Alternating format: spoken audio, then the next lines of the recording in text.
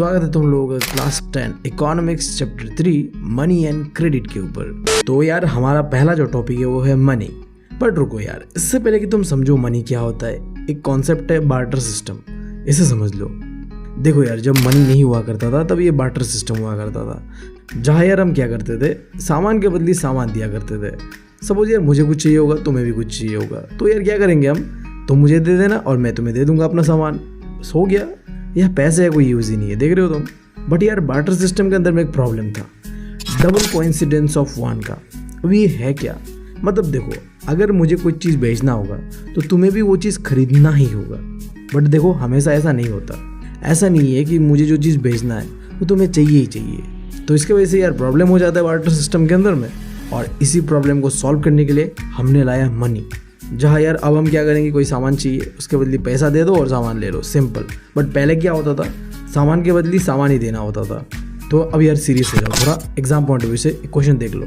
Money कैसे ये जो प्रॉब्लम है डबल कोइंसिडेंस ऑफ वन का, इसे सॉल्व करता है। तो देखो तुम्हें पता है बार्टर सिस्टम के अंदर में ये डबल कोइंसिडेंस ऑफ वन का प्रॉब्लम रहता है। तो यार हमने क्या किया, मनी का इंट्रोडक्शन किया जो कि एज ए इंटरमीडिएट काम करेगा। मतलब अगर तुम्हें कोई सामान वान खरीदना होगा तो तुम क्या करो, पैसे दे दो मुझे सीधा और इसके बदले में तुम सामान लेके जाओ, और मुझे जो खरीदना होगा मैं उसी पैसे से खरीद लूँगा। तो अगर मैं तुम्हें पूछूं पैसा कैसे दिखता है भाई, तो तुम मुझे बताओगे कि ऐसा दिखता है, हरा पीला लाल। जब से मोदी जी आए भाई ऐसा ही दिखता है। तो शायद तुम पूरी तरीके से सही ना हो भाई।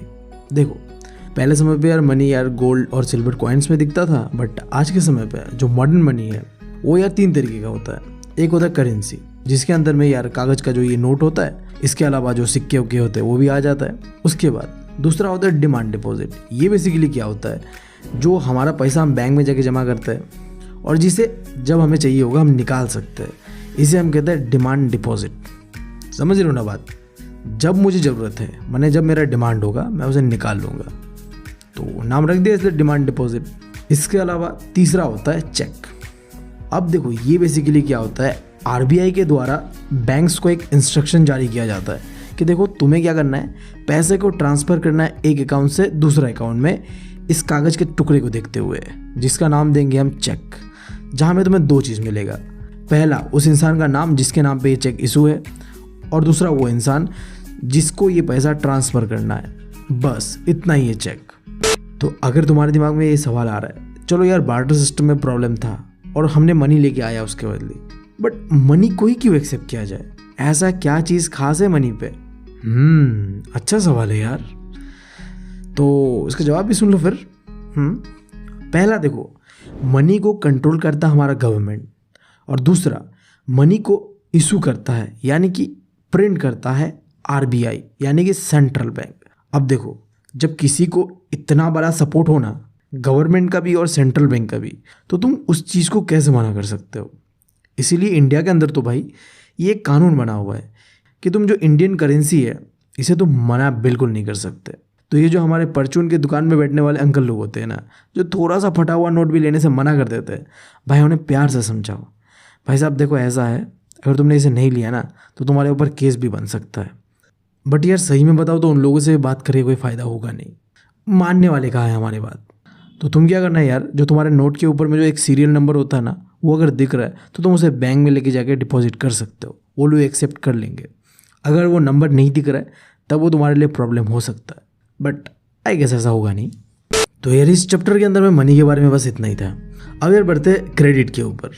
तो क्रेडिट यानी लोन, इसे समझने के लिए तुम्हें 3 कॉन्सेप्ट को समझना पड़ेगा। पहला डिपॉजिटर, वो इंसान जो पैसे को बैंक में डिपॉजिट करता है। दूसरा बोरोवर, जो उस पैसे को उधारी पे लेता है। और तीसरा लेंडर, जो उस पैसे को उधारी पे देता है, जैसे कि यार बैंक्स। अब इतना समझने के बाद क्रेडिट का डेफिनेशन जान लो। क्रेडिट यानी उधारी एक तरीके का एग्रीमेंट हो सकता है, जहाँ लेंडर यानी कि बैंक कुछ पैसा देगा बोरोवर को, जिसके बदले में जो बोरोवर होगा वो एक टाइम मांगेगा 2-3 साल कि मैं 2-3 साल के अंदर में तुम्हारा पैसा जो है सूद समेत लौटा दूंगा। तो दैट इज़ कॉल्ड क्रेडिट, समझ गए। अब सवाल उठता है, बैंक के पास जो हम इतना पैसा रखते हैं, जाके अंधा पैसा रखते हैं भाई, रखते कि नहीं रखते? सब रखते हैं। तो इन पैसे का बैंक करता क्या है? तो देखो बैंक जो है जितना भी डिपॉजिट हम जमा करते हैं उसमें से कुछ अमाउंट, बहुत ही कम अमाउंट अपने पास रखता है जिससे कि वो अपना डे टू डे ट्रांजेक्शन को कंप्लीट करता है। यानी कि जब मैं और तुम बैंक में जाके पैसा मांगेंगे तो वही पैसा वो हमारे हाथों पे थमा देगा। इंडिया के अंदर में बैंक क्या करता है, टोटल डिपॉजिट में से सिर्फ और सिर्फ 15% अपने हाथ पे रखता है और बाकी का जो 70% मेजॉरिटी अमाउंट होता है वो लोगों को लोन दे देता है, और जिस पे वो चार्ज करते हैं हाई इंटरेस्ट, और इसी से उनका कमाई हो जाता है। और जो ये कमाई होता है उसमें से कुछ अमाउंट वो हमें भी देते हैं एज ए इंटरेस्ट पेमेंट, जो हम पैसा उनके पास रखते हैं उस पर। इससे क्या होता है, देखो तीनों का फायदा होता है। एज ए बोरोवर मुझे पैसा चाहिए था, मुझे मिल गया, और एज ए डिपॉजिटर मेरा पैसा बैंक में सेव भी है और मुझे कुछ इंटरेस्ट भी मिल रहा है उसके ऊपर, और एज ए बैंक तो मुझे फ़ायदा ही फ़ायदा हो रहा है। समझ रहे हो, इंटरेस्ट चार्ज कर रहा हूँ मैं। तो अब तुम बताओ मुझे, क्या यार उधारी लेना सही है या गलत है? देखो अगर तुम मुझे पूछोगे ना तो यार मुझे लगता है सही है। भाई साहब, जब अपने क्रश से मिलने जाता हूँ ना तो ये उधारी ही काम आता है। मतलब डेट पे जा रहा हो तो ऑब्वियस सा बात है, समझ रहे हो तुम लोग, एक्सपेंसेस रहता है, उसके लिए बस अपने पास पैसा तो होता नहीं है भाई, तो यार उधारी से काम चलाना पड़ता है। तो मेरे हिसाब से यार उधारी सही चीज़ है। बट यार मेरे से थोड़ी दुनिया चलता है। प्रैक्टिकली देख लो कि उधारी लेना सही है या नहीं है। तो देखो, पहला तो पॉजिटिव रोल ऑफ क्रेडिट, यानी उधारी लेने का फ़ायदा क्या क्या होता है। तो अगर तुम उधारी लेते हो और तुम पैसा चुका देते हो ना टाइम पे, तो ये अच्छा चीज़ है। एग्जाम्पल के लिए देखो, यहाँ में एक सलीम नाम का एक शू मेकर होता है, जिसे यार कुछ पैसे का जरूरी है, क्योंकि उसे बहुत ही लंबा ऑर्डर आया हुआ है शू का, जो कि अगर वो पूरा कर देता तो उसे अच्छा खासा पेमेंट मिलेगा। बट उसके पास उतना पैसा अभी नहीं है, तो वो क्या करता है, बैंक से लोन लेता है और लार्ज अमाउंट पे शू बनाता है और फिर ऑर्डर दे देता है और उसे पैसा मिल जाता है। फिर वो बैंक का पैसा चुका देता है। तो देखो उसके लिए फ़ायदा ही हुआ लोन लेने का। अब यार एक दूसरा केस लेते हैं, नेगेटिव रोल ऑफ क्रेडिट, जहाँ यार क्या होगा, अगर तुम पैसा चुका नहीं पाते हो तो तुम्हारे लिए ये प्रॉब्लम बन सकता है, अच्छा खासा सीन क्रिएट हो सकता है भाई। जहाँ हमें एग्जाम्पल भी देखने मिलता है किताब के अंदर ही, सपना का, जिसे भी यार लोन चाहिए था तो उसने लोन ले लिया, बट उसका फसल यार जिस हिसाब से वो उगाना चाहता था वो वैसा नहीं उगता है और उसे लॉस होने लगता है, तो वो चुका भी नहीं पाता लोन, और इस समय वो गिरता है डेब्ट ट्रैप पे।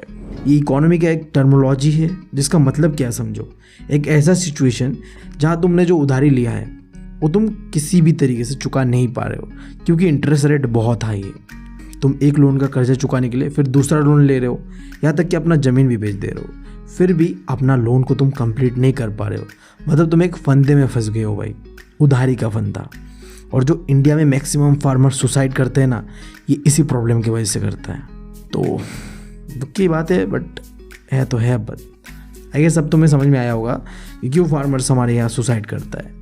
अब अगला टॉपिक है टर्म्स ऑफ क्रेडिट। तो कुछ इस तरीके की कंडीशन तुम जब उधारी लेते हो यानी कि क्रेडिट लेते हो, तुम्हारे ऊपर भी बैंक लगाता है। जैसे कि यार तुम अगर बैंक से लोन लेते हो तो तुम्हें एक इंटरेस्ट रेट पे करना पड़ेगा। इसके अलावा कुछ डॉक्यूमेंटेशन का भी ज़रूरत होगा, और तीसरा मोड ऑफ रीपेमेंट, यानी कि तुम पैसा मुझे कितने दिनों में दोगे, और आखिरी कोलेट्रल।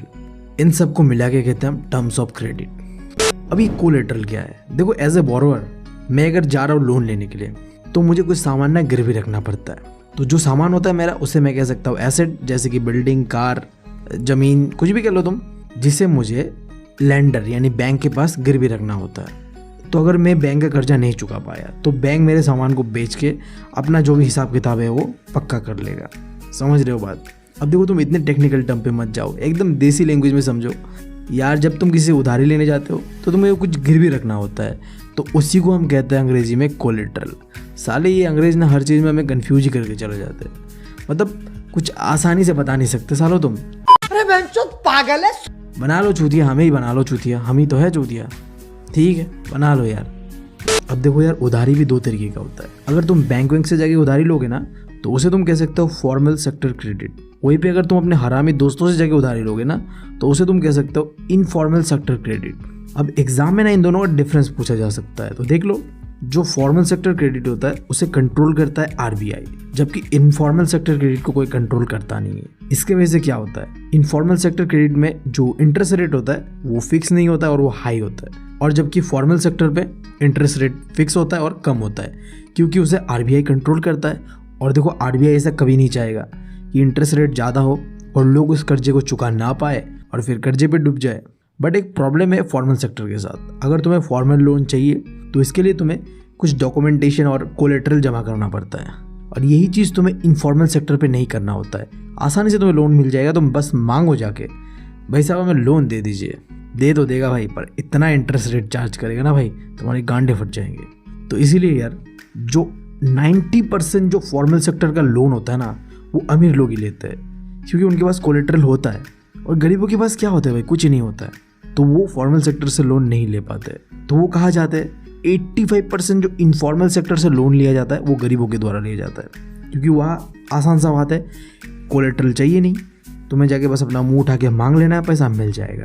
तो एग्जाम्पल का बात तो मैंने बता ही दिया है कि फॉर्मल सेक्टर का एग्जाम्पल मिल जाएगा तुम्हें बैंक्स एंड कोऑपरेटिव्स, और इनफॉर्मल सेक्टर का एग्जाम्पल है money lenders, landlords, family members, friends and blah blah. समझ गए हो तुम। अब एक सवाल उठता है, अगर तुम्हें सीबीएसई पूछ दिया कि बताओ गरीब लोग यार इनफॉर्मल सेक्टर के ऊपर इतना डिपेंड क्यों रहते हैं उधारी के लिए, तो तुम यार आसानी से बता सकते हो कि यार देखो गरीब लोग यार पढ़े लिखे नहीं होते। दूसरा चीज़ यार उनके पास उतना कोलेट्रल होता नहीं है जिससे कि वो जाके बैंक से लोन ले सकते हैं, तो उन्हें मजबूरन जाके इनफॉर्मल सेक्टर से लोन लेना पड़ता है। और आखिरी चीज़ भाई, इंडिया जैसे कंट्री में हर जगह बैंक नहीं पाया जाता है, तो तुम कैसे जाके फॉर्मल सेक्टर से लोन लोगे? तो मजबूरन उन्हें ज़मींदारों के पास जाना पड़ता है, अमीर लैंडलॉर्ड्स के पास जाना पड़ता है, जो कि उनसे हाई रेट चार्ज करते हैं, जो कि बहुत ही बुरा है भाई। ठीक है, तो आखिरी टॉपिक पे बढ़ते हैं अब, जो कि है सेल्फ हेल्प ग्रुप। एक ऐसा आइडिया जिसे पहली बार बांग्लादेश के अंदर में अडॉप्ट किया गया था, स्पेशली वुमेन एम्पावरमेंट के लिए। ये जो तुम्हें पूरा आइडिया दिखेगा ना सेल्फ हेल्प ग्रुप का, यहाँ में एक इम्पॉर्टेंट रोल होता है वुमेन्स का, स्पेशली बोलूँ तो गांव के रूरल एरियाज के वुमेन्स का।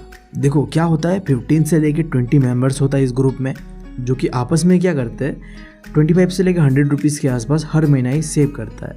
अब इस पैसे का क्या करता है, उनके ही ग्रुप में से कोई एक मेंबर जिसको सबसे ज़्यादा ज़रूरत है पैसे का, उससे वो लोन पे दे देता है और काफ़ी लो इंटरेस्ट चार्ज करता है, जिससे कि जो भी लेता है लोन उसके लिए फ़ायदा ही रहता है, अपनी ज़रूरतों को पूरा कर लेता है। और क्या होता है देखो, ये जो सेल्फ हेल्प ग्रुप है, जो आपस में ही पैसा को जमा करके एक दूसरे में ही मतलब उधारी बांट रहा होता है, जब ऐसा ही कुछ 1 साल 2 साल चला लेता है ना, जब बैंक्स को लगता है कि नहीं ये लोग तो अच्छा काम कर रहे हैं, तो वो क्या करता है, इन ग्रुप्स को एलिजिबल कर देते हैं कि देखो यार तुम अपने से तो सेविंग कर रहे हो, ठीक है, हमसे भी आके पैसा लेके तुम अपने में बांट सकते हो। मतलब एक तरीके से वो लोन ले सकते हैं बैंक से। तो यार कभी कभी ना एग्ज़ाम में advantages of self help group भी पूछ दिया जाता है कि इसका एडवांटेजेस क्या क्या है। तो मैंने सबसे पहले बताया कि इससे यार वुमेन्स को एम्प्लॉयमेंट अपॉर्चुनिटी मिलता है। इसके अलावा ये लोग यार इंटरेस्ट रेट भी बहुत कम चार्ज करते हैं। और आखिरी चीज़, सेल्फ हेल्प ग्रुप जो है ना, एक तरीके से एक प्लेटफॉर्म प्रोवाइड करता है वुमेन्स को, जहाँ वो अपने आवाज़ को रख सकता है। जैसे कि यार कहीं पे कोई डोमेस्टिक वायलेंस हो रहा है, कोई फूड या हेल्थ का इशू आ रहा है, ठीक है, कोई न्यूट्रिशन रिलेटेड, तो इसे भी जाके वो वहाँ पे सॉल्व कर सकते हैं।